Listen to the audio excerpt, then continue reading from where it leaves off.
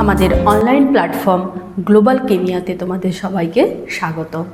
আমরা পড়ছি দশম শ্রেণীর পরীক্ষাগার এবং রাসায়নিক শিল্পে অজৈব রসায়ন এই চ্যাপ্টারটা। এর আগের ক্লাসে আমরা অ্যামোনিয়ার পরীক্ষাগার উৎপাদন করেছি, অ্যামোনিয়ার ভৌত ধর্ম এবং কিছুটা রাসায়নিক ধর্ম আমরা আলোচনা করেছি। তার মধ্যে অ্যামোনিয়ার জারণ এবং বিজারণ ধর্ম অবধি করে রেখেছিলাম। তোমরা এখনও যারা এই ক্লাসটা করোনি তারা অবশ্যই আগের ক্লাসটা করো, পরের ক্লাসটা বুঝতে তোমাদের সুবিধা হবে। এই চ্যাপ্টারটা তোমাদের জন্য ভীষণ ইম্পর্টেন্ট, কারণ এটাই আমাদের ইন্ডাস্ট্রিয়াল অ্যাপ্রোচ। প্রথম যে আমরা কেন কেমিস্ট্রি পড়বো, তাকে কিভাবে আমরা শিল্পক্ষেত্রে ব্যবহার করব, তার একটা ইন্ট্রোডাকশন।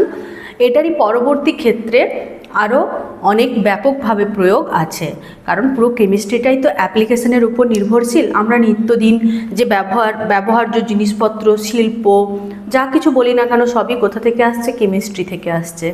তো সেই কেমিস্ট্রির যে ইন্ডাস্ট্রিয়াল প্রয়োগ তার প্রিলিমিনারি এখান থেকে শুরু। এছাড়াও তোমাদের মাধ্যমিক পরীক্ষা বা টেস্ট পরীক্ষাতে এখান থেকে বেশ ভালো নাম্বার, 5 থেকে 7 নাম্বার থাকে, যেটা কেবলমাত্র মেমোরাইজ করলেই তোমরা ওখান থেকে নাম্বার গেইন করতে পারবে। তাই তোমাদের কাছে এই ক্লাসটা ভীষণ ইম্পর্ট্যান্ট। এবং আমি তোমাদেরকে কতগুলো সাজেশান ভিত্তিক, মানে পুরোটাই পড়াবো, কিন্তু আমি তার মধ্যে কিছু কিছু সাজেশান মানে ইম্পর্ট্যান্টগুলো বলবো, যেগুলো পরীক্ষাতে প্রায়শই অল্টারনেট ইয়ারে এসে থাকে। যেমন এর আগের ক্লাসে আমি যে বলেছি অ্যামোনিয়ার জারণ ধর্ম এবং বিজারণ ধর্ম দুটোর থেকেই প্রশ্ন আসে অল্টারনেট ইয়ারে।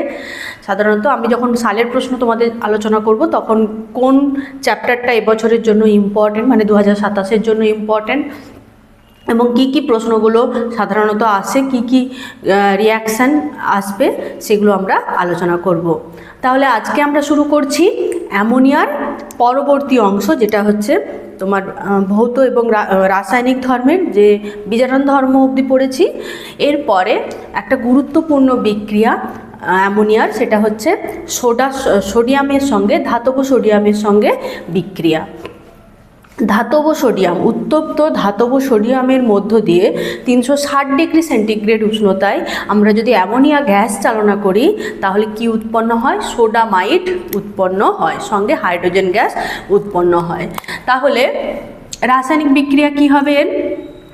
না, উত্তপ্ত সোডিয়াম এর মধ্য দিয়ে কি চালনা করছি? অ্যামোনিয়া গ্যাস চালনা করছি। তাহলে কি উৎপন্ন হবে? সোডামাইট। তার মানে এর সংকেত হচ্ছে NaNH2 প্লাস হাইড্রোজেন গ্যাস উৎপন্ন হবে। এই যে এই সোডামাইট, এতে যদি আমরা জল যোগ করি, এই সোডামাইটে যদি আমরা জল যোগ করি তাহলে কি উৎপন্ন হয়? না, সোডিয়াম হাইড্রক্সাইড এবং সঙ্গে অ্যামোনিয়া গ্যাস পুনরায় আমরা ফিরে পাই। ঠিক আছে? এই রাসায়নিক বিক্রিয়াটা ভীষণ ইম্পর্ট্যান্ট। এটার কন্ডিশন হচ্ছে অবশ্যই 360 ডিগ্রি সেন্টিগ্রেড উষ্ণতাতে উত্তপ্ত করতে হবে, নইলে রাসায়নিক বিক্রিয়া হবে না। তাহলে এটা ভীষণ ইম্পর্ট্যান্ট একটা রিয়াকশান। এটাও তোমাদের অল্টারনেট ইয়ারে পড়ে থাকে। কি ঘটে সমীকরণ সহ লেখো, বা সোডামাইটের সংকেত কি, বা অ্যামোনিয়া থেকে কিভাবে হাইড্রোজেন প্রস্তুত করবে। এই তিনটে রিয়াকশানই জন্যই এই রিয়াকশানটা, সোডিয়ামের সঙ্গে অ্যামোনিয়ার বিক্রিয়াতে সোডামাইট উৎপন্ন হয়। এই গেল এর রাসায়নিক যে ধর্ম, সেই ধর্মগুলো। এরপর আসছি, আমরা জানি কি অ্যামোনিয়া গ্যাস কি হচ্ছে? তীব্র ক্ষারধর্মী। আর অ্যামোনিয়া গ্যাস যখনই জলে দ্রবীভূত হয় তখন কি উৎপন্ন করে? অ্যামোনিয়াম হাইড্রক্সাইড উৎপন্ন করে। অ্যামোনিয়াম হাইড্রক্সাইড উৎপন্ন করে। অ্যামোনিয়া গ্যাস জলে দ্রবীভূত করলে কি উৎপন্ন হবে? অ্যামোনিয়াম হাইড্রক্সাইড উৎপন্ন করবে, যেটা হচ্ছে একটা ক্ষার। তো আমরা জানি নির্দেশক কি করে। নির্দেশক কাকে বলে? না, যখন কোনো নির্দেশককে অ্যাসিড বা ক্ষার দ্রবণে ভিন্ন ভিন্ন বর্ণ ধারণ করে এবং প্রশমন ক্ষণেও সে ভিন্ন বর্ণ ধারণ করে কি করে? না হচ্ছে অ্যাসিড বেস যে প্রশমন ক্ষণ, সেই ক্ষণকে নির্দেশন করে, বা অ্যাসিড বেসকে চিনাতেও সাহায্য করে। তাহলে এইরকম একটা নির্দেশক, আমরা কত রকম নির্দেশক পড়েছিলাম? অনেকগুলোই পড়েছিলাম। লিটমাস পড়েছিলাম, ফেনফথেলিন পড়েছিলাম, মিথাইল অরেঞ্জ, মিথাইল রেড পড়েছিলাম। তার মধ্যে যদি আমি এর মধ্যে ফেনফথেলিন যোগ করি,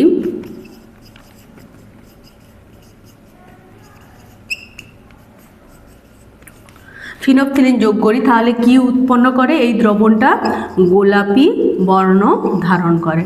গোলাপি মানে এই যে পিঙ্ক কালার, একদম রানী কালার যেটাকে বলি, সেই রকম কালার ধারণ করে। এরপরে এইটা নিয়ে একটা ম্যাজিক দেখানো যায়।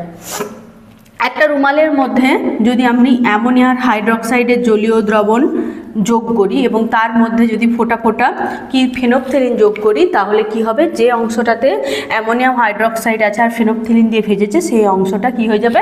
গোলাপি বর্ণ ধারণ করবে। এরপর যদি আমি ওই রুমালটাকে যদি ছাড়িয়ে এরকম করে হাওয়ায় শুকনো করি, তাহলে কি হবে? এই অ্যামোনিয়াম হাইড্রক্সাইড কি হয়? খুব দ্রুত বিয়োজিত হয়ে যেতে পারে।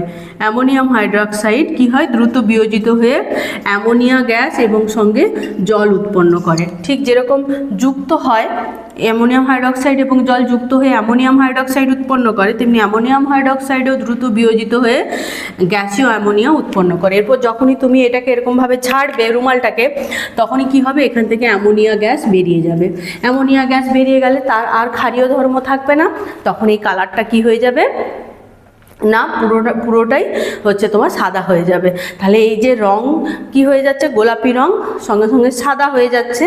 এই জন্য এই রংটাকে বলা হয় বিলীয়মান রং। তোমাদের প্রশ্ন হয় বিলীয়মান রং কি?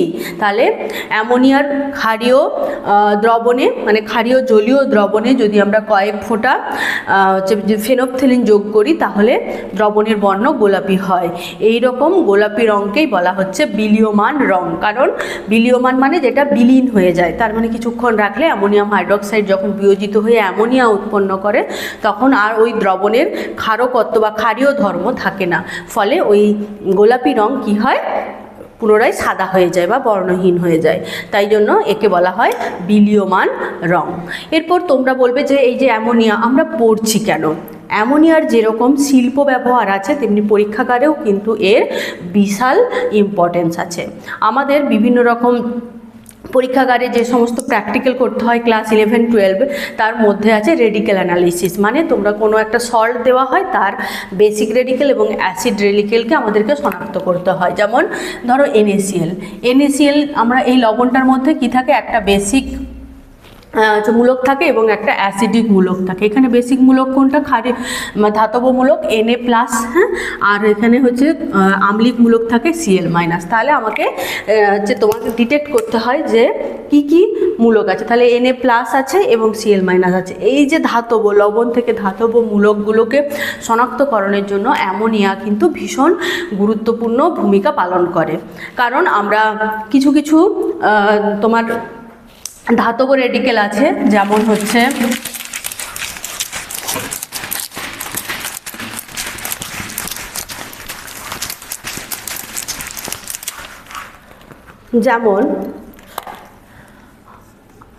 Fe2+, Fe3+, CO++ মানে কিউপ্রিক আয়ন, আচ্ছা, অ্যালুমিনিয়াম, ক্রোমিয়াম, এই সমস্ত ধাতব মূলকগুলোকে, জিঙ্ক, ঠিক আছে, এই সমস্ত ধাতব মূলকগুলোকে শনাক্ত করতে কিন্তু অ্যামোনিয়াম হাইড্রক্সাইড একটা গুরুত্বপূর্ণ ভূমিকা পালন করে। আমরা যদি এই সমস্ত ধাতব মূলকযুক্ত যে কোনো লবণ, যেমন হচ্ছে আয়রনের লবণ হিসেবে আমরা কি ব্যবহার করতে পারি? ফেরিক ক্লোরাইড বা ferrous sulphate, ferric sulphate Fe2, ferric sulphate, বা হচ্ছে ফেরাস ক্লোরাইড বা ফেরাস সালফেট বা কপার সালফেট বা অ্যালুমিনিয়াম ক্লোরাইড। এই যে লবণগুলোর থেকে যখন আমরা এই যে মূলকগুলোকে ধাতব মূলকগুলোকে শনাক্ত করব বা তখন কি করব না, এই সমস্ত লবণ যেগুলো জলে দ্রবীভূত হয়, সেই জলীয় দ্রবণের ভেতর দিকে অ্যামোনিয়াম হাইড্রক্সাইড যোগ করব বা অ্যামোনিয়া গ্যাস চালনা করব। দিলে কি হবে না, অধক্ষেপ আসবে। কিন্তু এখানেই মজা যে এই যে অধক্ষেপগুলো আসবে তার বিভিন্ন রকম কালার ফর্মেশন হবে। যেমন আমরা কতগুলো রিয়াকশান দেখি। যদি আমরা ফেরিক ক্লোরাইড সলিউশনের মধ্যে দিয়ে যদি অ্যামোনিয়া গ্যাস চালনা করি বা অ্যামোনিয়াম হাইড্রোক্সাইডের জলীয় দ্রবণ যোগ করি, অ্যামোনিয়া গ্যাস চালনা করা মানে অ্যামোনিয়া জলে দ্রবীভূত হয়ে অ্যামোনিয়াম হাইড্রোক্সাইড উৎপন্ন করবে, আর ওই অ্যামোনিয়াম হাইড্রোক্সাইড ফেরিক ক্লোরাইডের সঙ্গে যুক্ত হবে, দিয়ে কি উৎপন্ন করবে?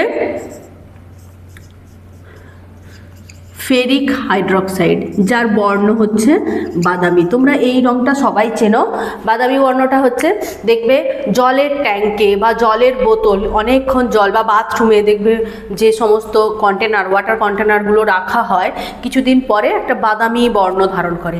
ওইটা হচ্ছে কি, জলের মধ্যে আয়রনের লবণ থাকে এবং ওইগুলো কি হয়, বাতাসের অক্সিজেন দ্বারা জারিত হয়ে ফেরিক হাইড্রোক্সাইড উৎপন্ন করে এবং সেগুলো অধক্ষেপ করেই কি হয়, ফেরিক হাইড্রোক্সাইডের ওই যে বাদামি অধক্ষেপ আছে। তাহলে আমি কোনো একটা লবণের জলীয় দ্রবণের মধ্যে অ্যামোনিয়া গ্যাস চালনা করলাম বা অ্যামোনিয়াম হাইড্রোক্সাইডের দ্রবণ যোগ করলাম, যদি বাদামি বর্ণের অধক্ষেপ আসে তাহলে আমি কি বুঝবো, তাতে আয়রনমূলক থাকতে পারে। এগুলো কিন্তু নিশ্চিত পরীক্ষা নয়, নিশ্চিত পরীক্ষা আলাদা আছে। তাহলে এর ফেরিক হাইড্রোক্সাইডের অধক্ষেপ হবে, বাদামি বর্ণের অধক্ষেপ হবে, সঙ্গে হচ্ছে কি উৎপন্ন হবে, অ্যামোনিয়াম ক্লোরাইড উৎপন্ন হবে। এরপর যদি সেটা ফেরাস সালফেট হয়, ফেরাস সালফেট হয় তাহলে কি হবে না, ফেরাস সালফেট যদি হয় তাহলে ফেরাস হাইড্রোক্সাইডের একটা অধক্ষেপ আসবে, এইটার বর্ণ হচ্ছে কালচে সবুজ, কালচে সবুজ একটা অধক্ষেপ আসবে। কি আসবে? কালচে সবুজ বর্ণের অধক্ষেপ আসবে, সঙ্গে অ্যামোনিয়াম ক্লোরাইড, এই অ্যামোনিয়াম ক্লোরাইড নয় অ্যামোনিয়াম সালফেট উৎপন্ন হবে। ঠিক আছে, আচ্ছা এরপরে যদি আমরা হচ্ছে কি নিই, অ্যালুমিনিয়াম ক্লোরাইড নিই, তাহলে AlCl3, অ্যালুমিনিয়াম ক্লোরাইড নিই তাহলে কি আসবে, অ্যালুমিনিয়াম হাইড্রোক্সাইডের একটা অধক্ষেপ আসবে। তাহলে অ্যালুমিনিয়াম হাইড্রোক্সাইডের কি আসবে, একটা অধক্ষেপ আসবে। এর কালার কি হবে, এই অধক্ষেপের কালার হবে সাদা এবং চটচটে আঠালো পদার্থের মতো। তাহলে সাদা আঠালো পদার্থের মতো, সঙ্গে কি উৎপন্ন হবে, অ্যামোনিয়াম ক্লোরাইড উৎপন্ন হবে। ঠিক আছে, আবার যদি আমি ক্রোমিয়াম নিই, ধরো ক্রোমিয়াম সালফেট,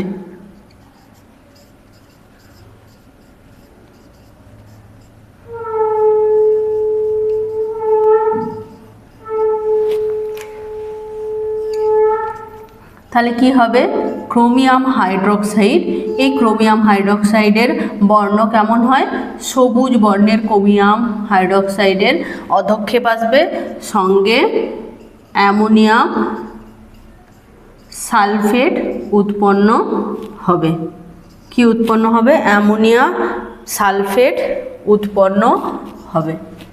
ঠিক আছে, তাহলে দেখো এই যে অধক্ষেপগুলো আসছে, একটা বাদামি, একটা কালচে সবুজ, একটা সাদা আঠালো বা সবুজ, এই বিভিন্ন রকমের যে কালারফুল অধক্ষেপ আসছে, এই অধক্ষেপগুলো থেকে আমরা কি করব, এই যে ধাতব মূলকগুলোকে শনাক্ত করতে পারবো। এবং এই অ্যামোনিয়াম হাইড্রোক্সাইড Cu++ আয়নকে চেনার জন্য কিন্তু অত্যন্ত গুরুত্বপূর্ণ। এটা আমাদের নিশ্চিত পরীক্ষা, মানে আমরা এর পরে যে পরীক্ষাটা করব সেই পরীক্ষাটা থেকে আমরা নিশ্চিতভাবে প্রমাণ করতে পারবো যে ওই দ্রবণের মধ্যে Cu++ আয়ন আছে বা কিউপ্রিক আয়ন আছে। কি বিক্রিয়া, ভীষণ ইম্পর্ট্যান্ট এই বিক্রিয়াটা। এখন মাধ্যমিক এবং প্র্যাকটিক্যাল, উচ্চ মাধ্যমিকের যে প্র্যাকটিক্যাল তাদের তো ভীষণ ইম্পর্ট্যান্ট। হ্যাঁ, আচ্ছা কপার সালফেটের জলীয় দ্রবণ নিলাম, তাহলে CuSO4, কপার সালফেটের মধ্যে কি থাকে, এখানে Cu++ আয়ন থাকে। এরপর কপার সালফেটের জলীয় দ্রবণের মধ্যে যদি আমি অ্যামোনিয়াম হাইড্রোক্সাইড যোগ করি তাহলে কি হবে না, প্রথমে নীলাভ সাদা, ঠিক আছে, ওই রকম একটা অধক্ষেপ আসবে, মানে নীল তার মধ্যে সাদা মেশানো, নীলের সঙ্গে সাদা মিশিয়ে দিলে যে কালারটা হবে সেই রকম একটা অধক্ষেপ আসে। তাহলে বিক্রিয়াটা কি, তাহলে কপার সালফেট এর মধ্যে কি দিলাম, অ্যামোনিয়াম হাইড্রোক্সাইড দিলাম, কি উৎপন্ন হয়, শোধক কপার সালফেট, মানে হ্যাঁ শোধক কপার সালফেট বা ক্ষারীয় কপার সালফেট, ঠিক আছে। CuSO4 সঙ্গে কি থাকে, কপার হাইড্রক্সাইড এর একটা মিশ্রণ থাকে। এটাই হচ্ছে কি নীলাভ সাদা, এর অধক্ষেপ একটা আসে, সঙ্গে কি উৎপন্ন হয়, অ্যামোনিয়া সালফেট উৎপন্ন হয়। এর সঙ্গে কি হয়, অ্যামোনিয়াম সালফেট উৎপন্ন হয়। তাহলে কপার সালফেটের জলীয় দ্রবণের মধ্যে যদি আমি অ্যামোনিয়া মানে যোগ করি বা অ্যামোনিয়া গ্যাস চালনা করি বা অ্যামোনিয়াম হাইড্রক্সাইড দ্রবীভূত করি, তাহলে কি আসবে, নীলাভ সাদা বর্ণের অধক্ষেপ আসবে। এই নীলাভ সাদা বর্ণের অধক্ষেপ আসবে। এর মধ্যে যদি আমি আরও অতিরিক্ত পরিমাণে অ্যামোনিয়াম হাইড্রক্সাইড যোগ করি, তাহলে একটা নীল বর্ণের জটিল যৌগ উৎপন্ন হবে। তাহলে রিয়াকশানটা কেমন হবে, CuSO4 CuOH এর হোল 2 প্লাস অ্যামোনিয়াম সালফেট, এর মধ্যে অতিরিক্ত পরিমাণে অ্যামোনিয়াম হাইড্রক্সাইড যোগ করলে কি হয়,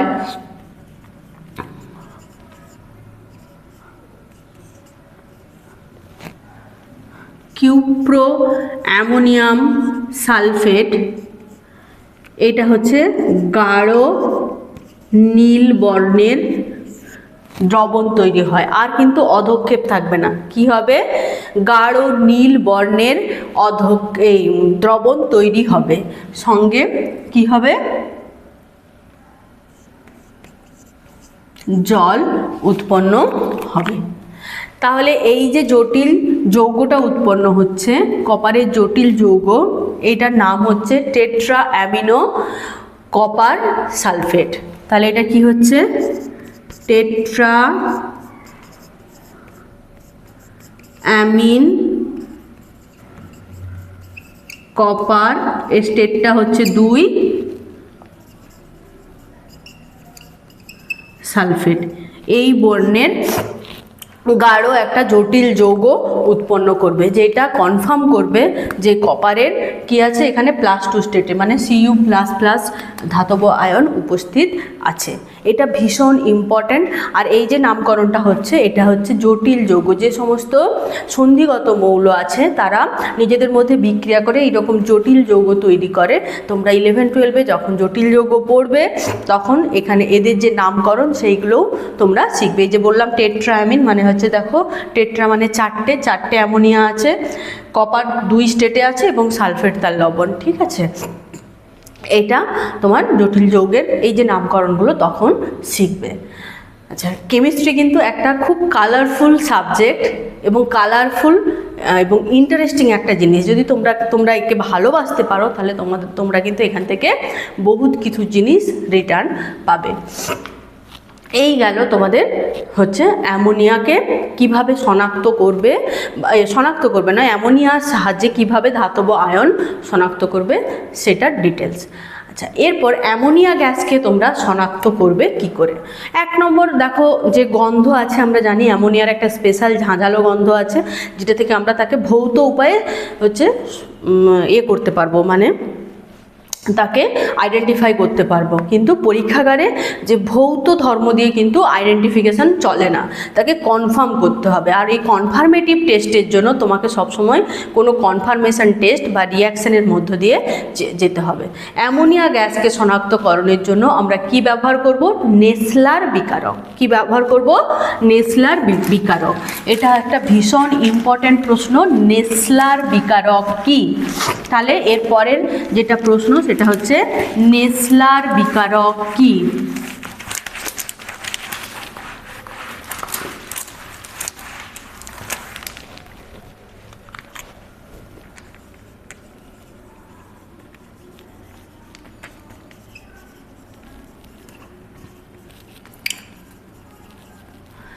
ভীষণ ইম্পর্টেন্ট প্রশ্ন, মাধ্যমিকে প্রায়শই আসে। নেসলার বিকারক কি। নেসলার বিকারক হচ্ছে ক্ষারীয় অর্থাৎ KOH মিশ্রিত পটাশিয়াম মার্কিউরো আয়োডেট। তাহলে ক্ষারীয় কি মেশানো, KOH মিশ্রিত। KOH নিচে তো একটা ক্ষার, তাহলে মাধ্যমটা থাকবে কি KOH। ক্ষারীয় পটাশিয়াম মার্কিউরো আয়োডেট,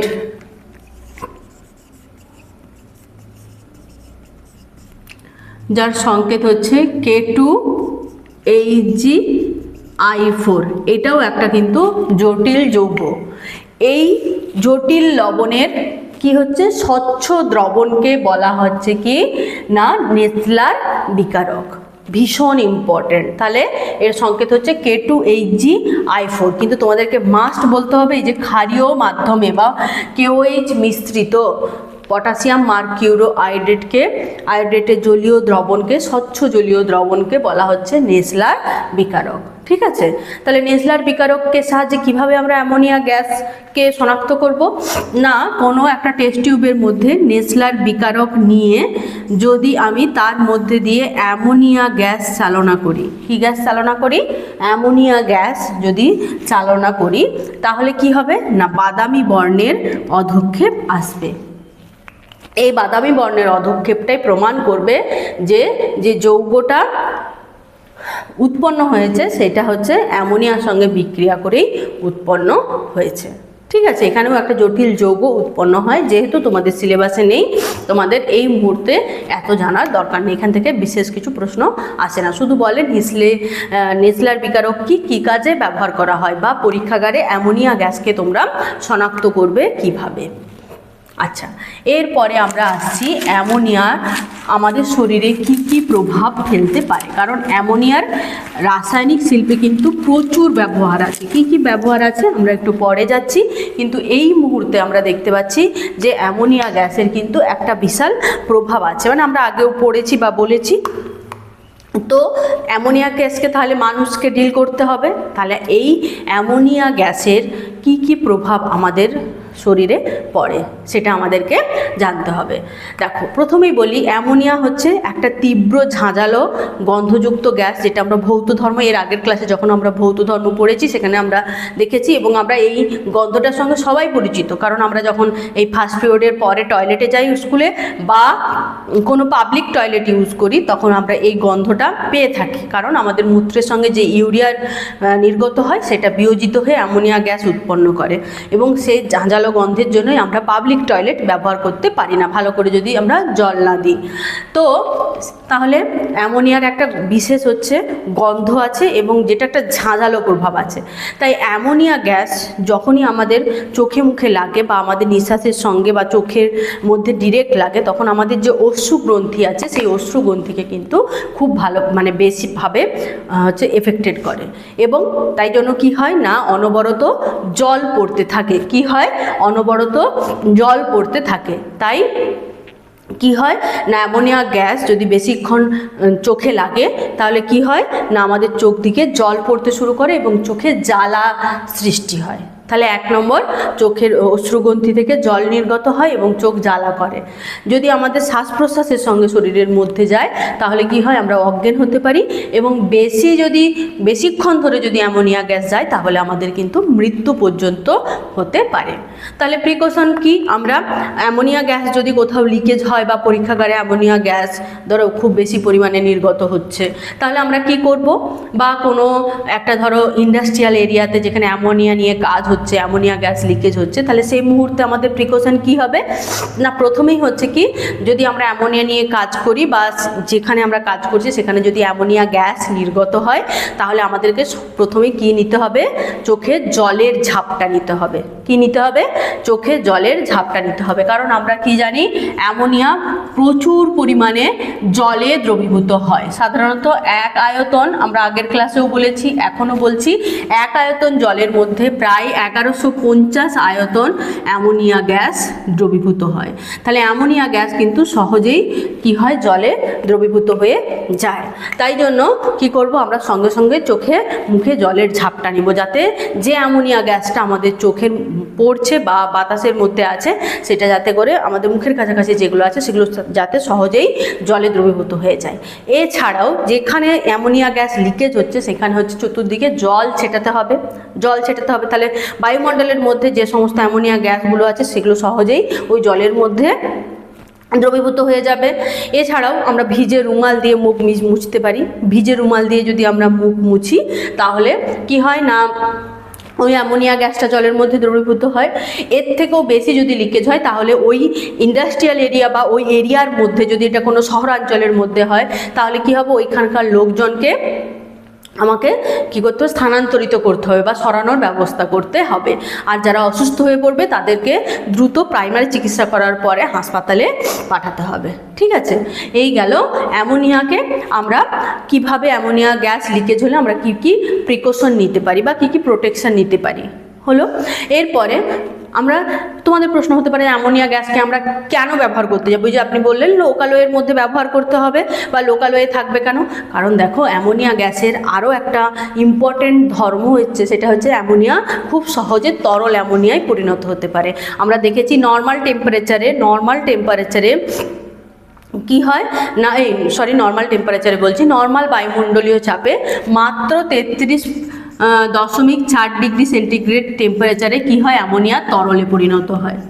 ঠিক আছে, আবার কি হচ্ছে 7 থেকে 8 বায়ুমণ্ডলীয় চাপে 10 ডিগ্রি সেন্টিগ্রেড উষ্ণতায় অ্যামোনিয়া তরলে পরিণত হয়। এই তরল অ্যামোনিয়া যখন কঠিন মানে বরফ হয়ে যায়, কঠিন অ্যামোনিয়াতে পরিণত হয়, সাদা বরফ আকৃতির, যখন কঠিনে পরিণত হয় তার টেম্পারেচার হয়ে যায় -70 ডিগ্রি সেন্টিগ্রেড। তাহলে এত বিশাল একটা কম টেম্পারেচার কী কাজে ব্যবহার করা হয়? আমরা তখন পড়েছিলাম হিমায়ক রূপে ব্যবহার করা হয়।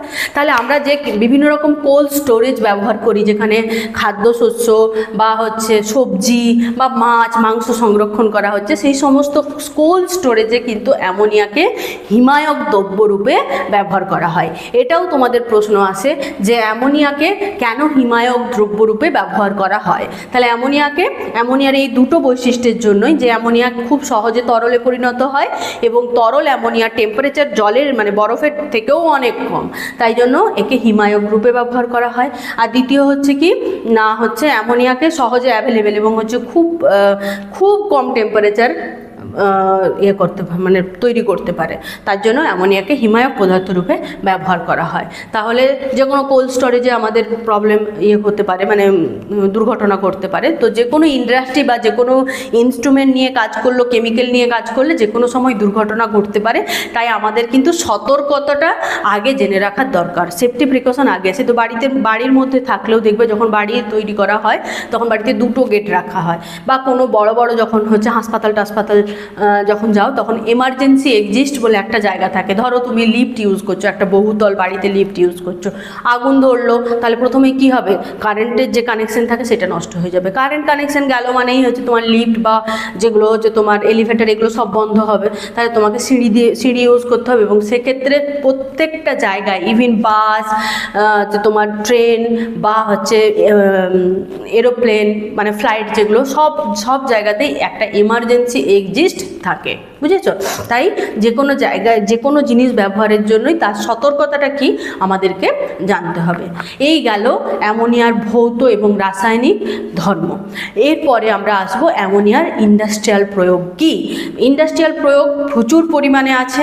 প্রথম নম্বর কথা হচ্ছে অ্যামোনিয়ার শিল্প ব্যবহার কি। তাহলে শিল্পক্ষেত্রে অ্যামোনিয়া কী কী কাজে ব্যবহার করা হয়, এইটা কিন্তু তোমাদের প্রশ্ন হয়। শিল্পক্ষেত্রে অ্যামোনিয়ার ব্যবহার। শিল্পক্ষেত্রে অ্যামোনিয়া কী কী কাজে ব্যবহার করা হয় না, অ্যামোনিয়া গ্যাস, এই অ্যামোনিয়া গ্যাস সাধারণত যেরকম যে আমাদের এখন চাষের জন্য যখন শিল্প বিপ্লব 1960 সালে যখন শিল্প বিপ্লব শুরু হয়েছিল, তখন তার আগে তো দুর্ভিক্ষ হয়েছিল। দুর্ভিক্ষের মেন কারণ কি ছিল, যে মানে হিস্ট্রিতেই তোমরা পড়েছো, ক্লাস 5, 6 এই সমস্ত জায়গাতে পড়েছো হিস্ট্রিতে, যে তখন যে কৃষি উৎপাদনটা ছিল সেই উৎপাদন রেটটা অনেক কমে গেছিলো এবং তার সঙ্গে অনাবৃষ্টি, এই সমস্ত প্রাকৃতিক যে এনভায়রনমেন্ট সেটা তার মানে নর্মাল পদ্ধতির সঙ্গে সাথ দেয়নি। তাই যখন শিল্প মানে কৃষি সবুজ বিপ্লব শুরু হয়েছিল, মানে কৃষিতে যখন যুগান্তকারী বা রেভলিউশনারি প্রবলেম মানে শুরু হয়েছিল, তার মূল ছিল হচ্ছে কি বলতো, রাসায়নিক সারের প্রয়োগ এবং কীটনাশকের ব্যবহার। তাহলে এই রাসায়নিক সারের মধ্যে আমরা জানি কি কোনো কিছু গাছের বা উদ্ভিদের বৃদ্ধির জন্য নাইট্রোজেন যে এলিমেন্টটা থাকে, মৌলিক উপাদানটা থাকে, তার ভূমিকা অত্যন্ত গুরুত্বপূর্ণ। তাই প্রকৃতিতে যখন নাইট্রোজেন গ্যাস নর্মালি তো নিতেই পারে, সেগুলো আমরা জানি যে তোমার বিভিন্ন রকম মটর গাছ বা হচ্ছে যেগুলো রাইবোজিয়াম জাতীয় যে সমস্ত উদ্ভিদ যারা নাইট্রোজেন সংগ্রহ করতে পারে, তারা মাটিতে নাইট্রোজেনকে আবদ্ধ করতে পারে। কিন্তু সব ক্ষেত্রে তো এটা সমান হয় না। যে হারে আমাদের জনসংখ্যা বৃদ্ধি হয়েছে, যে একবার ধান চাষ করার পরে তারপরে পাট চাষ করব বা অন্য কিছু চাষ করে তারপরে আবার অন্য একটা চাষ করব, এখন এরকম হয় না। এখন 3 মাসেই আমরা ধানের ফলন পাই। ধান লাগালাম, 3 মাসের মধ্যেই আমার ধান একদম পুরো পেকে রেডি হয়ে আমাদের তৈরি হয়েছে। যদি না তৈরি হয়, গোটা বিশ্বকে আমরা নিজেরাও খেতে পাবো না এবং গোটা বিশ্ব খেতে পারবে না। আবার সেই খরা বা যে দুর্ভিক্ষ, সেই দুর্ভিক্ষের সৃষ্টি হবে। তাই কি হয়, নাইট্রোজেন বাইরের থেকে প্রয়োগ করা হয়। যেমন হচ্ছে জৈব সার প্রয়োগ করা হতো, তার বদলে রাসায়নিক সারের প্রয়োগ শুরু হয় এবং এই রাসায়নিক সারের যে নাইট্রোজেন ঘটিত সার, তার মানে হচ্ছে অ্যামোনিয়াম সালফেট, ইউরিয়া, এই সমস্ত সার প্রস্তুতির জন্য কি করা হয়, অ্যামোনিয়া গ্যাস ব্যবহার করা হয়। তাহলে 1 নম্বর হচ্ছে অ্যামোনিয়া গ্যাস কি কাজে ব্যবহার করা হয়, নাইট্রোজেন ঘটিত সার তৈরিতে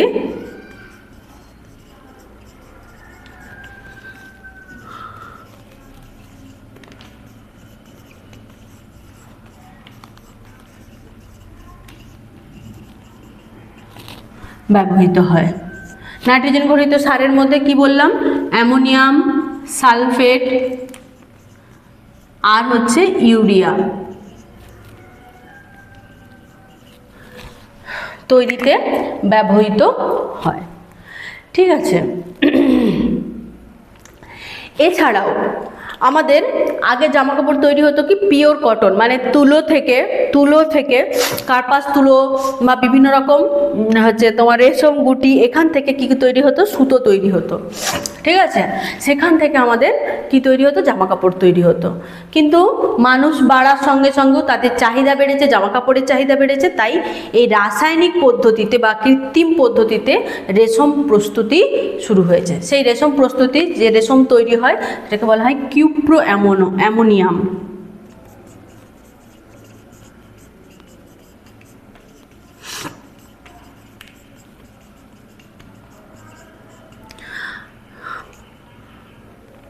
এই কিউপ্রো অ্যামোনিয়াম যে রেয়ন প্রস্তুতিতে বা কৃত্রিম হচ্ছে তোমার কৃত্রিম যে হচ্ছে তোমার রেশম আর কি, যে সুতো, কৃত্রিম সুতো প্রস্তুতিতে, যে কিউপ্রো অ্যামোনিয়াম পদ্ধতিতে কৃত্রিম সুতো প্রস্তুতিতে ব্যবহার করা হয়। ঠিক আছে, কিউপ্রো অ্যামোনিয়াম সালফেট বা কিউপ্রো অ্যামোনিয়াম পদ্ধতিতে কৃত্রিম প্রস্তুতিতে তৈরি করা হয়। এছাড়াও ইউরিয়া প্রস্তুতিতে অ্যামোনিয়া গ্যাস ব্যবহার করা হয়। 4 নম্বর হচ্ছে ওই যে হিমায়ক রূপে পরীক্ষাগারে ব্যবহার করা হয়।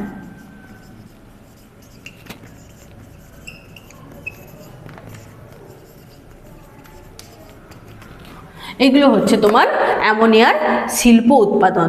তাহলে শিল্প উৎপাদনে শিল্পের চাহিদা, মানে শিল্পে কি শিল্পে কি প্রয়োজন হয়। তাহলে এগুলো তো আর ওই পরীক্ষাগারে একটুখানি মানে ধরো 4 গ্রাম 5 গ্রাম বা 10 গ্রাম অ্যামোনিয়াম ক্লোরাইডের সঙ্গে 10 গ্রাম ক্যালসিয়াম হাইড্রক্সাইড বা ক্যালসিয়াম অক্সাইড মিশিয়ে উত্তপ্ত করে দিলে যে অ্যামোনিয়াটা পাবে, সেই অ্যামোনিয়া দিয়ে নিশ্চয়ই এগুলোর ঘাটতি পূরণ করা যায় না। যে কোনো ইন্ডাস্ট্রিয়াল প্রসেস মানে টন একবারে বাল্কে মানে একসঙ্গে একসঙ্গে প্রচুর পরিমাণে আমার যে কোনো জিনিস লাগবে। অ্যামোনিয়া যদি বলি বাল্কে উৎপাদন করতে হবে, কারণ একটা যদি আমি বড় কোল্ড মানে নর্মাল একটা কোল্ড স্টোরেজ তৈরি করতে যাই, তাহলে কি আমি ওই 1 লিটার বা 2 লিটার অ্যামোনিয়া গ্যাস দিয়ে হিমায়ক হিসেবে ব্যবহার করতে পারবো? হবে না। তাহলে যে কোনো শিল্পক্ষেত্রে যখনই এই সমস্ত জিনিসগুলো লাগে, তার হিউজ কি হয়, উৎপাদন প্রয়োজন হয়। কি প্রয়োজন হবে? হিউজ উৎপাদনের প্রয়োজন হবে। তাহলে এই হিউজ উৎপাদনের জন্য কি করতে হবে? আমাকে হিউজ পরিমাণে মানে ইন্ডাস্ট্রিয়াল বেসে তৈরি করতে হবে। তাহলে এখন আমরা দেখব কিভাবে অ্যামোনিয়া শিল্প প্রস্তুতি হয়। অ্যামোনিয়া শিল্প প্রস্তুতি ভীষণ ভীষণ ভীষণ ইম্পর্টেন্ট।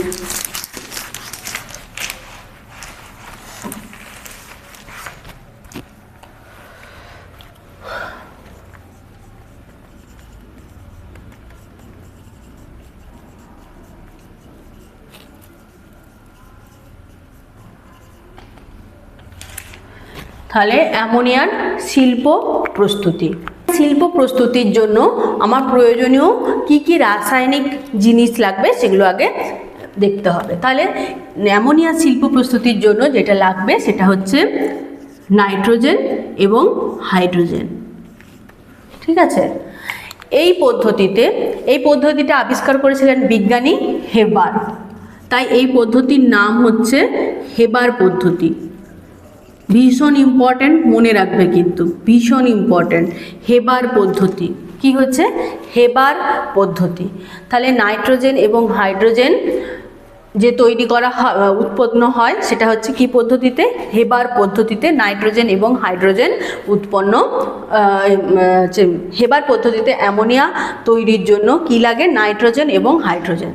এই নাইট্রোজেন, তাহলে আমি প্রথমেই বললাম ইন্ডাস্ট্রিয়াল যে কোনো জিনিসের উৎপাদনের জন্য বাল্কে তৈরি করতে, মানে একসঙ্গে হিউজ পরিমাণ টন টন তৈরি হবে। তাহলে সেই ক্ষেত্রে এত নাইট্রোজেন এত হাইড্রোজেন আমরা পাবো কোথা থেকে?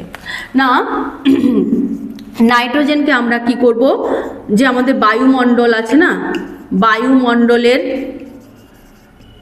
নাইট্রোজেনকে পাতন প্রক্রিয়াতে কি করব, আমরা এই নাইট্রোজেন গ্যাসটা পাবো। তাহলে বায়ুমণ্ডল থেকে আমরা বাতাসটাকে সংগ্রহ করে তার থেকে যে নাইট্রোজেন, সেই নাইট্রোজেনটাকে নাইট্রোজেনের উৎস হিসেবে ব্যবহার করব।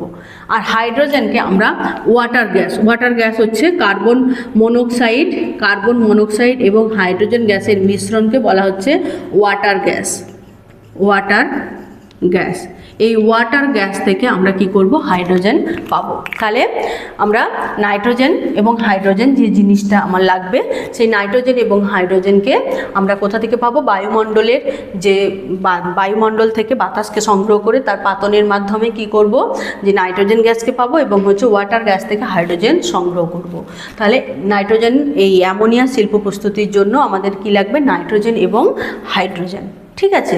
এরপর বিক্রিয়া শর্ত, ভীষণ ভীষণ ভীষণ ইম্পর্ট্যান্ট। এটা তোমরা ক্লাস কি থেকে বলবো, 8 থেকে পড়ছো, বা হ্যাঁ 8 থেকেই তোমরা পড়ছো। ঠিক আছে? এখানে বিক্রিয়া শর্ত হচ্ছে 1 আয়তন নাইট্রোজেনের সঙ্গে 3 আয়তন হাইড্রোজেনকে 200 বায়ুমণ্ডলীয়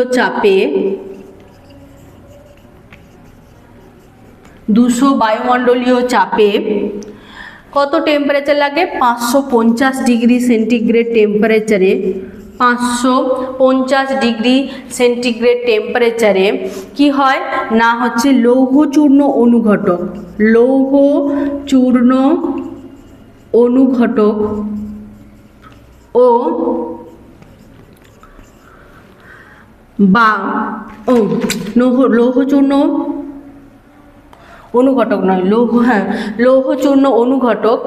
বা এবং হচ্ছে কি মলিবডিনাম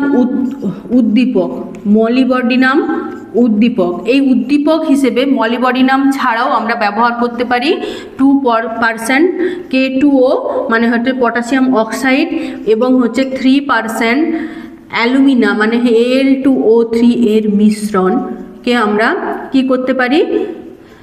উদ্দীপক হিসেবে ব্যবহার করতে পারি। তাহলে 1 আয়তন নাইট্রোজেনের সঙ্গে 3 আয়তন হাইড্রোজেনকে 200 বায়ুমণ্ডলীয় চাপে ও 550 ডিগ্রি সেন্টিগ্রেড উষ্ণতায় আয়রন চূর্ণ অনুঘটক ও মলিবডিনাম উদ্দীপকের উপস্থিতিতে যদি চালনা করা হয় বা মিশানো হয় বা রাসায়নিক বিক্রিয়া ঘটানো হয়, তাহলেই নাইট্রোজেন এবং হাইড্রোজেন পরস্পর যুক্ত হয়ে কি তৈরি করে? অ্যামোনিয়া গ্যাস প্রস্তুত করে। তাহলে সমীকরণ কি হবে? ভীষণ ইম্পর্ট্যান্ট, এই বিক্রিয়ার কত যে ইম্পর্ট্যান্ট তার বলে বোঝানো যাবে না। প্রশ্ন হয় অ্যামোনিয়া হেবার পদ্ধতিতে অ্যামোনিয়া প্রস্তুতির জন্য প্রয়োজনীয় রাসায়নিক দ্রব্যগুলি কি কি, বা বিক্রিয়ার শর্ত সমীকরণ সহ লেখো। ঠিক আছে, তাহলে এখানে সমীকরণ হচ্ছে N2 প্লাস থ্রাইস H2, ওই যে 1 আয়তন নাইট্রোজেনের সঙ্গে 3 আয়তন হাইড্রোজেন। এরপরে যখন রাসায়নিক বিক্রিয়াটা লিখবে অবশ্যই ব্যালেন্স করে লিখবে, সঙ্গে হচ্ছে এই যে কন্ডিশনগুলো সেই কন্ডিশনগুলো ভালোভাবে উল্লেখ করবে। তাহলে 550 ডিগ্রি সেন্টিগ্রেড উষ্ণতা, 200 অ্যাটমসফিয়ার চাপ। আচ্ছা, মলিবডিনাম উদ্দীপক আর আয়রন চূর্ণ অনুঘটক দিয়ে বিক্রিয়া করে কি উৎপন্ন করবে? অ্যামোনিয়া গ্যাস উৎপন্ন করবে। ঠিক আছে। আচ্ছা, এই যে এই বিক্রিয়াটা হচ্ছে একটা উভয়মুখী বিক্রিয়া এবং বিক্রিয়াতে প্রচুর পরিমাণে তাপ উৎপাদন হয়। ফলে সম্মুখ দিকের হচ্ছে কি হয়, এখানে যদি চাপ বাড়ানো হয় তাহলে কি হয়? বিক্রিয়ার হার বাড়ে। তাহলে এই যে পদ্ধতি, ইন্ডাস্ট্রিয়াল পদ্ধতি, তোমাদের এত ডিটেলস নেই, তাও তোমরা একটা ফ্লো চার্ট থেকে মনে রাখতে পারবে। ঠিক আছে, তাহলে এই যে রাসায়নিক বিক্রিয়াটা, এই বিক্রিয়াটা শর্ত কি? এই বিক্রিয়াটা 1 নম্বর হচ্ছে উভয়মুখী বিক্রিয়া। উভয়মুখী মানে যেরকম ডান দিকে হয়, যেমন অ্যামোনিয়াম হাইড্রক্সাইড, যখন অ্যামোনিয়া জলের সঙ্গে যুক্ত হয়ে অ্যামোনিয়াম হাইড্রক্সাইড যেরকম উৎপন্ন হচ্ছে, তেমনি অল্প তাপে অ্যামোনিয়াম হাইড্রক্সাইডও বিয়োজিত হয়ে কিসে পরিণত হচ্ছে? অ্যামোনিয়া এবং জলে উৎপন্ন হচ্ছে। সেই একই রকমভাবে নাইট্রোজেন এবং হাইড্রোজেন যেরকম যুক্ত হয়ে অ্যামোনিয়া গ্যাস উৎপন্ন করে, তেমনি অ্যামোনিয়াও বিয়োজিত হয়ে নাইট্রোজেন হাইড্রোজেন উৎপন্ন করে। তাহলে এই বিক্রিয়াটাকে বলবো উভয়মুখী বিক্রিয়া, মানে দুদিকে সমানভাবে হয়। এবং এই বিক্রিয়ার সম্মুখ বিক্রিয়া কি উৎপাদক? তাপ উৎপাদক। এই সম্মুখ বিক্রিয়াটা কি? তাপ উৎপাদক হয়েছে। তাহলে এই বিক্রিয়াটা কীরকম ভাবে হয় তার ফ্লো চার্টটা আমরা একবার দেখে নিই। তাহলে আমরা এখন দেখছি অ্যামোনিয়া কিভাবে শিল্প প্রস্তুত করে তার একটা ফ্লো চার্ট। তাহলে কি বললাম? নাইট্রোজেন গ্যাস সংগ্রহ করা হলো। তাহলে প্রথমে নাইট্রোজেন গ্যাস এই পথে গেল, হাইড্রোজেন গ্যাস এই পথে গেল। কি অনুপাতে? 1:3 অনুপাতে। যাওয়ার পর এখানে কি হয়? এখানে একটা পাম্প লাগানো থাকে। কেন পাম্প লাগানো থাকে? বায়ু নিষ্কাশন পাম্প লাগানো থাকে, পাম্প লাগানো থাকে, যেখানে কি করতে হবে? প্রেসারটাকে হাই করতে হবে। কত প্রেসার করতে হবে? 200 অ্যাটমসফিয়ার প্রেসার করতে হবে। ঠিক আছে, তাহলে এখানে একটা পাম্প লাগিয়ে কী করা হয়? এটাকে প্রচণ্ড প্রেসারে এই নাইট্রোজেন এবং হাইড্রোজেনের মিশ্রণটাকে নিচে পাঠানো হয়। ঠিক আছে, নাইট্রোজেন হাইড্রোজেনের মিশ্রণটাকে পাঠানো হয়। এরপর এইখানে কি থাকে? বাকি যে কন্ডিশনগুলো থাকে, তার মানে কি? এই যে আয়রন চূর্ণ অনুঘটক, মলিবডিনাম উদ্দীপক, এখানে তো প্রেসারটা তো 200 অ্যাটমসফিয়ার হয়ে গেছে, আর এখানে কি হয়? 550 টেম্পারেচারের সৃষ্টি করা হয়। তাহলে এই যে নাইট্রোজেন এবং হাইড্রোজেনের মিশ্রণ যেটা আসছে, সেই মিশ্রণটা এখানে যে বিক্রিয়া করে কি উৎপন্ন করে? অ্যামোনিয়া উৎপাদন করে। কি উৎপাদন করে? অ্যামোনিয়া গ্যাস উৎপাদন করে। এরপর এই অ্যামোনিয়াকে কি করা হয়? এইদিকে নির্গত হয় এবং এই যে পাম্পের মধ্যে কি হয়? তরল আকারে জমা হয়। এরপরে দেখো 100% তো রাসায়নিক বিক্রিয়ায় অংশগ্রহণ করে না, কিছুটা পরিমাণ নাইট্রোজেন এবং হাইড্রোজেন থেকে যায়। সেই নাইট্রোজেন এবং হাইড্রোজেনের মিশ্রণটা পুনরায় এখানে আসে, পাম্পের সাহায্যে তার আবার কি হয়? প্রেসার বাড়ানো হয় এবং সেটা আবার এইখানে প্রবেশ করে বিক্রিয়া করে অ্যামোনিয়া প্রস্তুত করে। তাহলে কি হয়? প্রথমে নাইট্রোজেন এবং হাইড্রোজেনটা যায়, দিয়ে পাম্পের সাহায্যে কি তৈরি করা হয়? 200 অ্যাটমসফিয়ার প্রেসারের সৃষ্টি করা হয়। এরপর এখানে শুষ্ক এবং সংকুচিত যে নাইট্রোজেন এবং হাইড্রোজেনের মিশ্রণটা যায়, এখানে কন্ডিশন থাকে 550 ডিগ্রি সেন্টিগ্রেড উষ্ণতা, আয়রন চূর্ণ অনুঘটক, মলিবডিনাম উদ্দীপক, হ্যাঁ, ব্যবহার করে ওখানে নাইট্রোজেন এবং হাইড্রোজেন বিক্রিয়া করে কি হয়, অ্যামোনিয়া গ্যাস উৎপন্ন হয়। এই অ্যামোনিয়া গ্যাস এসে এখানে আবার কি করা হয়, শীতলীকরণ করা হয়। শীতলীকরণ করে কি করা হয়, অ্যামোনিয়া সহজে তরলে পরিণত হয় এবং বাকি যে ওয়েস্ট যেটা রয়ে যাচ্ছে নাইট্রোজেন এবং হাইড্রোজেন সেটা নির্গত হচ্ছে এবং সেটা এখানে আবার পুনরায় এখানটাতে কি হয়, পাম্প থাকে, পাম্পের সাহায্যে আবার এখানে 200 অ্যাটমসফিয়ারের প্রেসার তৈরি করা হয়। সেই প্রেসারে শুষ্ক এবং বিশুদ্ধ বায়ুটা আবার আসে এবং অটোক্লেভ যন্ত্রে বিক্রিয়া হয়। এইভাবে কি করা হয়, অ্যামোনিয়া গ্যাস উৎপন্ন হয়। ঠিক আছে, আচ্ছা, এরপরে আসছি আমরা ভীষণ ইম্পর্ট্যান্ট যেটা, সেটা হচ্ছে অ্যামোনিয়া থেকে ইউরিয়া উৎপাদন। এরপরে কি আসছি, অ্যামোনিয়া থেকে ইউরিয়া উৎপাদন। ভীষণ ভীষণ ভীষণ ইম্পর্ট্যান্ট। অ্যামোনিয়া থেকে ইউরিয়া উৎপাদন। তাহলে অ্যামোনিয়া থেকে ইউরিয়া উৎপাদন হচ্ছে মানে সেখানে একটা প্রয়োজনীয় রাসায়নিক দ্রব্য কিন্তু অ্যামোনিয়া। তাহলে এখানে প্রয়োজনীয় রাসায়নিক দ্রব্য হিসেবে কি লাগে, অ্যামোনিয়া এবং হচ্ছে কার্বন ডাই অক্সাইড। কি লাগে, অ্যামোনিয়া এবং কার্বন ডাই অক্সাইড। ঠিক আছে, অ্যামোনিয়া এবং কার্বন ডাই অক্সাইড লাগে। রাসায়নিক বিক্রিয়ার শর্ত কি বা নীতি কি, 150 থেকে 200 বায়ুমণ্ডলীয় চাপে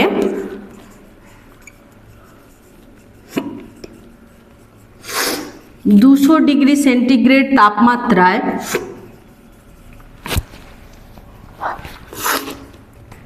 তাহলে 150 থেকে 200 বায়ুমণ্ডলীয় চাপে 200 ডিগ্রি সেন্টিগ্রেড উষ্ণতাতে অ্যামোনিয়া এবং কার্বন ডাই অক্সাইড, মানে অ্যামোনিয়া ও কার্বন ডাই অক্সাইড পরস্পরের বিক্রিয়া করে কি হয়, ইউরিয়া উৎপাদন করে। ইউরিয়া উৎপাদন করে। ঠিক আছে, এই যে উৎপাদনটা, এই ইউরিয়া উৎপাদনটা দুটো স্টেপে হয়। বিক্রিয়াটা কি হয়, দুটো ধাপে হয়। তাহলে প্রথম ধাপে কি হয় না, হচ্ছে অ্যামোনিয়া কার্বন ডাই অক্সাইডের সঙ্গে বিক্রিয়া করে কি উৎপন্ন করে, অ্যামোনিয়াম কার্বামেট। তার মানে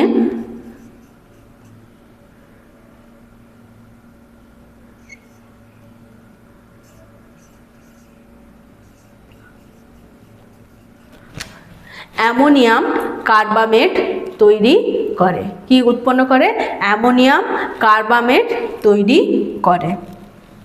এটার নাম হচ্ছে অ্যামোনিয়াম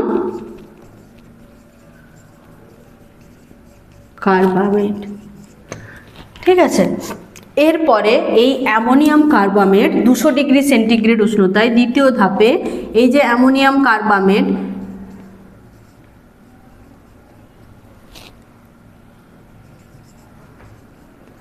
কত ডিগ্রি সেন্টিগ্রেড উষ্ণতাতে, 180 ডিগ্রি সেন্টিগ্রেড থেকে 200 ডিগ্রি সেন্টিগ্রেড তাপমাত্রায় 180 ডিগ্রি সেন্টিগ্রেড থেকে 200 ডিগ্রি সেন্টিগ্রেড উষ্ণতায় বিয়োজিত হবে। বিয়োজিত হয়ে কি উৎপন্ন করবে,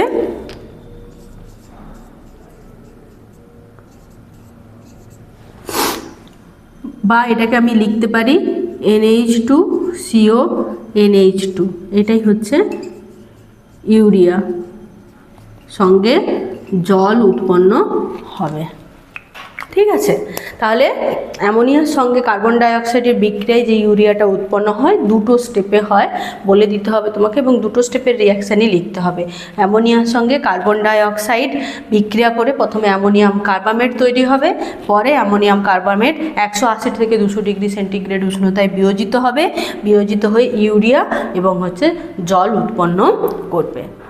ঠিক আছে, ভীষণ ভীষণ ভীষণ ইম্পর্ট্যান্ট। অল্টারনেট ইয়ারে এটা এসে থাকে যে অ্যামোনিয়া থেকে ইউরিয়া উৎপাদনের রাসায়নিক বিক্রিয়াগুলি লেখো বা কী স্টেপে হয় স্টেপগুলো লেখো। এক, দ্বিতীয়ত আছে অ্যামোনিয়ার ব্যবহার লেখো। এই অ্যামোনিয়া বলছি, সরি, ইউরিয়ার ব্যবহার লেখো। ইউরিয়ার ব্যবহার লেখো।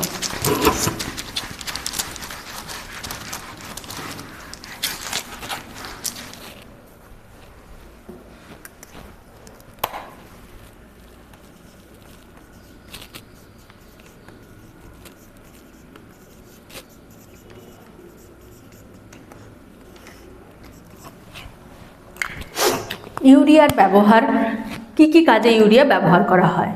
1 নম্বর, ইউরিয়ার ব্যবহার তো আমরা জানি। ইউরিয়া বোধহয় একটা রেভলিউশন যে হয়েছিল, যে শিল্প বিপ্লব বলছি, কৃষি বিপ্লব যে হয়েছিল বা সবুজ বিপ্লব যে হয়েছিল, তার একটা মুখ্য ভূমিকা পালন করেছিল ইউরিয়া। কারণ আমরা জানি নাইট্রোজেন যদি না থাকে তাহলে উদ্ভিদের বৃদ্ধি কিন্তু এত দ্রুত হারে হয় না। ফসল উৎপাদন বলো, উদ্ভিদের বৃদ্ধি বলো, তার জন্য নাইট্রোজেন ভীষণভাবে উপকারী। তাই ইউরিয়ার আবিষ্কার একটা হচ্ছে বিপ্লব তৈরি করেছিল মানে আমাদের উৎপাদন ক্ষেত্রে। তাহলে ইউরিয়ার প্রথমই ব্যবহার হচ্ছে এক নাইট্রোজেন ঘটিত সার হিসেবে ব্যবহৃত হয়। নাইট্রোজেন ঘটিত সার হিসেবে এর বিপুল ব্যবহার আছে। দ্বিতীয় নম্বর, প্লাস্টিক, আঠা এগুলো প্রস্তুত করার জন্য বা আয়ন বিনিময়কারী রেজিন, জলের যখন বিশুদ্ধিকরণ, ক্লাস 9-এ তোমরা পড়েছো, যখন জল পড়েছো, জলের যখন ক্ষর জলকে বা মৃদু জলকে যখন তোমরা নর্মাল জলে পরিণত করবে, তখন আয়ন বিনিময়কারী যে রেজিন, তাতে কি থাকে, মানে অ্যামোনিয়ার একটা অংশ থাকে, ঠিক আছে? সেই ইউরিয়া কিন্তু এটার জন্য ভীষণ ইম্পর্ট্যান্ট। তাহলে আয়ন বিনিময়কারী রেজিন তৈরি করার জন্য আঠা, গাম ও আয়ন বিনিময়কারী রেজিন প্রস্তুতিতে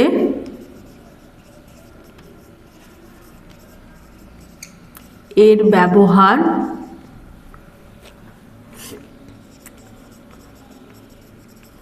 উল্লেখযোগ্য, ঠিক আছে? 3 নম্বর, যে কালাজ্বরের ঔষধ আছে না, ইউরিয়া স্টিবামাইন, এবং ঘুমের ওষুধ বারবিউরিয়েট, ঠিক আছে? তার মানে তাহলে কালাজ্বরের ওষুধ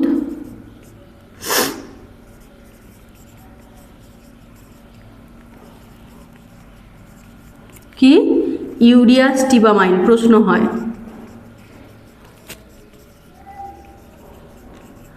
আর ঘুমের ওষুধ কি,